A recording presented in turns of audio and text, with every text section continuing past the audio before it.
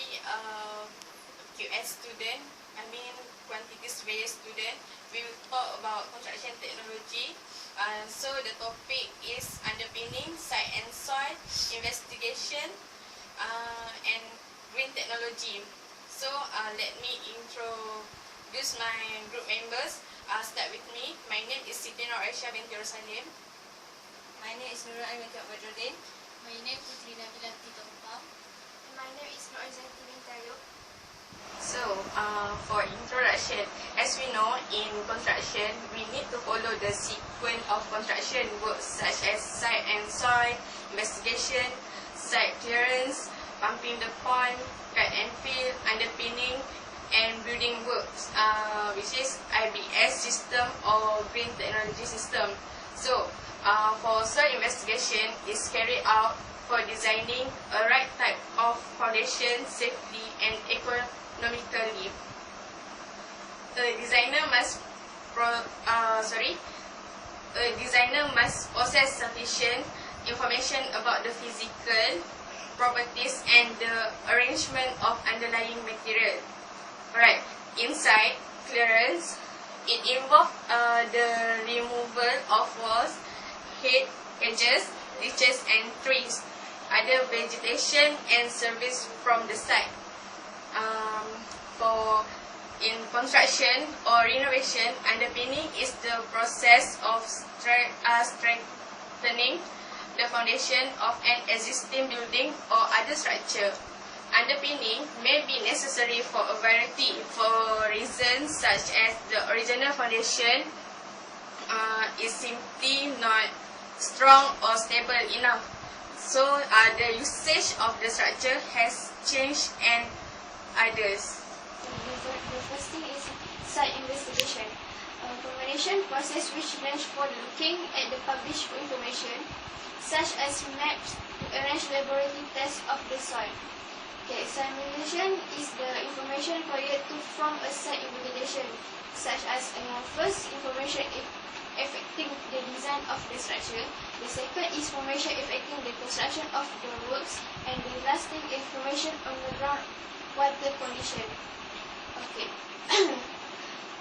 In site investigation, the information issue to check is site location, accessibility, ability of space, service, ground composition, and last thing is site clearance and demolition. Okay, one thing is the process. The process is the study, work over service, sub-service investigation, in situ testing, laboratory testing, report writing, and monitoring. So investigation, the figure show the process of soil investigation. Okay. Second is soil investigation. Soil investigation is especially related to the subsoil benefit the site under the investigation and could be a part or separate from the site investigation. Okay, the importance of soil investigation is power, type of soil or rock, groundwater, water content, and disposition of soil. Okay, one thing is method of soil investigation, like that trial grids, hand or mechanical auger, sampling shell, wash brim, mud rotary driving, and core driving. Okay, the third is site clearance. Site clearance is the work include the site clearing, grubbing, and striping topsoil before any work is carried out. Land information of fact. Site clearance first is clearing. Clearing is involve cutting, demolition, remove object that obstruct, not required to be either in the surface of the land or reserve area, and dispose a low place. Second, grubbing. Grubbing is work involve removing and disposing of land surface, stump, root, basic structure, and so on. Okay, the third is stripping topsoil. Is the one of site clearance. like that involve the removal of topsoil from the ground. Okay. Lastly is disposal of material not suitable as unstable material.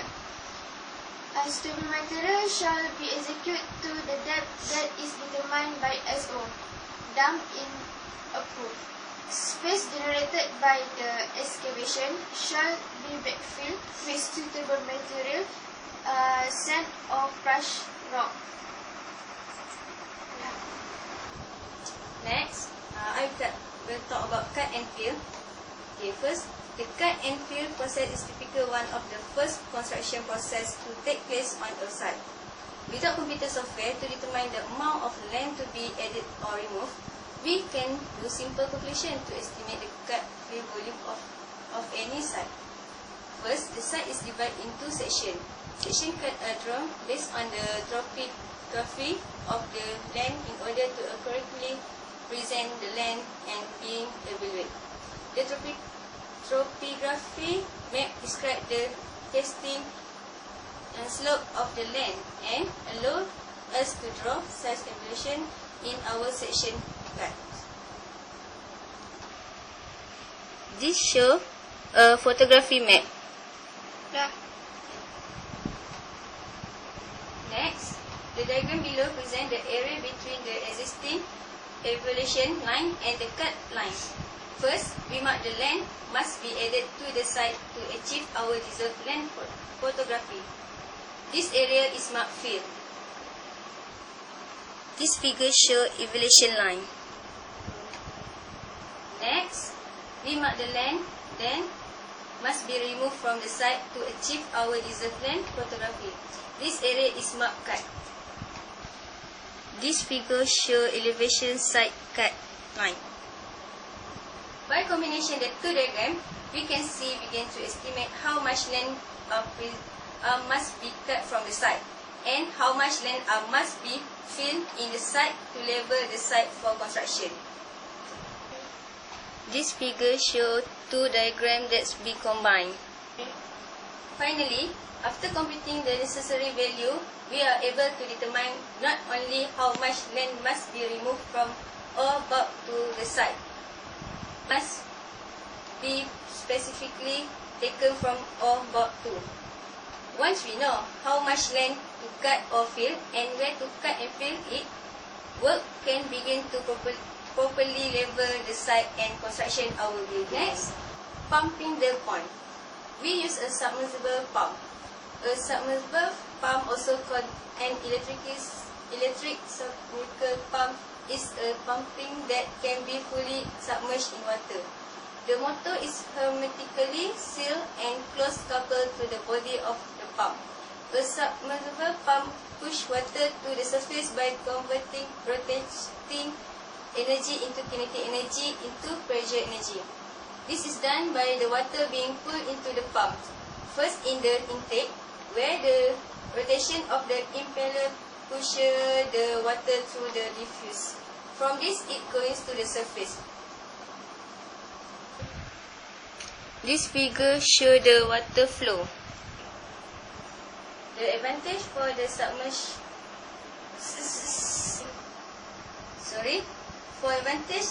in submersible pump is it never have to be cleaned because it is already submerged in the fluid. Second, it very efficient because they don't really have to spend a lot of energy moving water into the pump. Next, water pressure push the water into a submersible pump, thus saving a lot of pump energy. Next, some submersible pump can easily handle solid, while some are better for liquid only. Last, quiet because they are underwater. For the advantage, the seal can become correct with the time. When that happens, water seeps into the motor, rendering it unless until it repaired. Second, seal make the submersible pump a bit difficult to get into for repair. Last, one pump does not fit all use. Okay, next is underpinning. So, the underpinning suitable for 10-story building is cantilever middle beams. So, underpinning is the process of strengthening the foundation of an existing building or the structure. So, cantilever middle beam. This figure show this is existing wall and foundation, and then this is cast in situ reinforced concrete middle beam, and then below is drill concrete. This one drill concrete pies, and then the most bottom is tension pie. And then the last one is we can see that the line is show rebar connection pie to beam, and then this line show, this figure show hole cut in wall to take the new needle beams. So the construction of the cantilever needle beam is as per simply supported needle beam. It varies, however, as both pile are installed either externally or internally, usually external. And then the pile installed closer to the wall is a compression pile, and the pile furthest away from the building is a tension pile. So, why I choose cantilever as suitable for 10-story buildings? Because the cantilever beam suitable for restricted access situations. The second is considerably less excavation than for a traditional underpinning solution, thus a reduction in material to be taken off-site. And then the most what we call proof to say that the cantilever beam can support 10-story buildings. We can say that a high-rise building is cantilever can support high load capacity possible depending on the diameter of the pile installed and the spacing of the needle beams. And then for the disadvantage of needle beam is the external working space requirement for perpendicular to the wall is greater than for the simply supported needle beam, as a cantilever needle beam can be up to 2.0 m long depending on the load to be carried. The next, industrial building system. Industrial building system have a typical classification of IBS. There are various industrial building systems used throughout the world, and they can be classified into three major categories. First, frame system. Second, panel system, and box system. Okay.